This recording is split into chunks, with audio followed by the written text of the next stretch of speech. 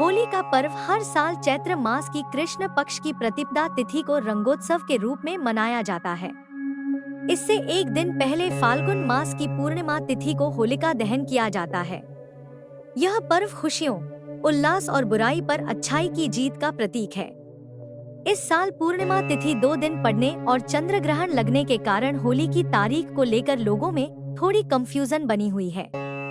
आइए जानते हैं पंचांग के अनुसार इस वर्ष होलिका दहन और रंगोत्सव कब मनाया जाएगा। होलिका दहन कब है? पंचांग की गणना के अनुसार इस वर्ष 2 मार्च को होलिका दहन करना शास्त्र सम्मत रहेगा। पूर्णिमा तिथि 2 मार्च को शाम 5:56 पर आरंभ होगी। पूर्णिमा तिथि का समापन 3 मार्च को शाम 5:08 पर होगा। 2 मार्च को भद्रा मुख मध्यरात्रि 2:38 से सुबह 4:34 तक रहेगा। शास्त्रों के अनुसार भद्रा काल में होलिका दहन वर्जित माना जाता है।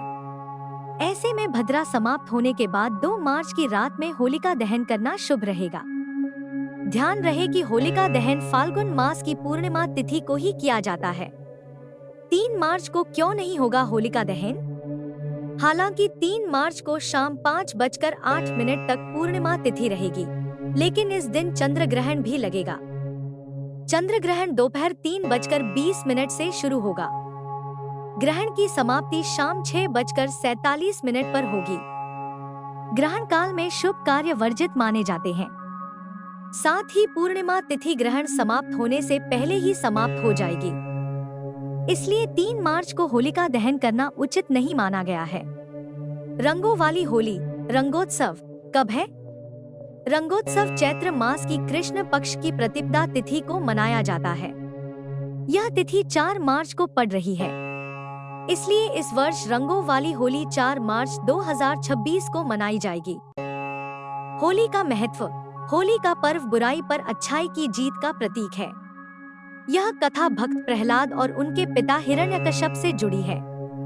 पौराणिक कथा के अनुसार हिरण्यकश्यप एक असुर राजा था जो स्वयं को भगवान मानता था।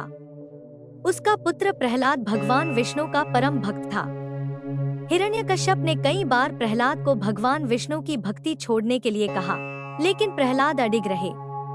अंततः हिरण्यकश्यप ने अपनी बहन होलिका से प्रहलाद को अग्नि में लेकर बैठने को कहा। होलिका को वरदान प्राप्त था कि वह अग्नि में नहीं जलेगी, लेकिन जब वह प्रहलाद को लेकर अग्नि में बैठी तो भगवान की कृपा से प्रहलाद सुरक्षित रहे और होलिका जलकर भस्म हो गई। इसी घटना की स्मृति में होलिका दहन मनाया जाता है। अगले दिन लोग एक दूसरे को रंग लगाकर खुशियां मनाते हैं, जिसे रंगोत्सव या धुलेंडी कहा जाता है। होली हमें पुराने गिले शिकवे भुलाकर गले मिलने का संदेश देती है। इस वर्ष 2 मार्च को होलिका दहन और 4 मार्च को रंगोत्सव मनाकर आप इस पावन पर्व का आनंद ले सकते हैं।